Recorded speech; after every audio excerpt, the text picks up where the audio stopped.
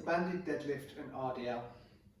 So this is just going to be just like any other deadlift or RDL, except we're going to be using a resistance band for it. So it's a great option if you haven't got access to dumbbells, kettlebells, barbell, any of that stuff that you can also use for a deadlift. And to set it up, we're just going to hold it nice and round, and then we're going to step one foot inside the band and then pull it out to the side. Then my other foot steps on top of the band, so we've got an extra loop now, and this loop goes around the first foot. Pull it nice and taut. Now we've got 4 options here. We can either grab 1, 2, 3 or 4 bands, the way it's set up. So you've got options as far as resistance goes. Now from there, I want to make sure my feet are roughly facing forwards, so somewhere between 12 o'clock and 10 to 2, wherever we feel comfortable. And we want those legs either shoulder or hip width apart. Everybody's hip structure is slightly different, so just make sure that you feel comfortable. And from there, what we're going to do is slide those hips out behind,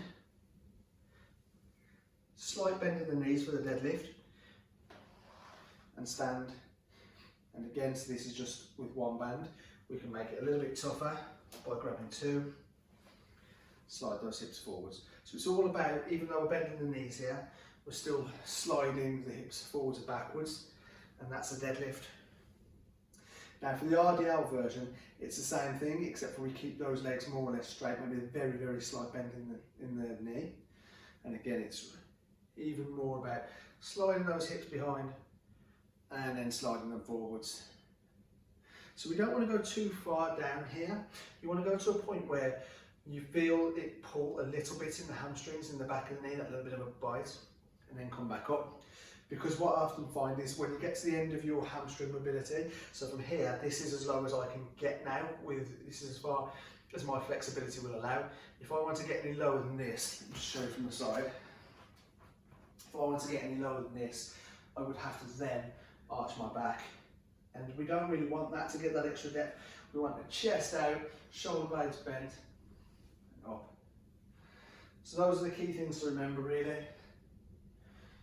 It's all about sliding those hips backwards and forwards rather than squatting. And we want to keep the chest out nice and proud, squeezing those shoulders back. We don't want to shrug just backwards, and that'll help us keep that nice straight back. But that's it, the banded deadlift or banded RDL.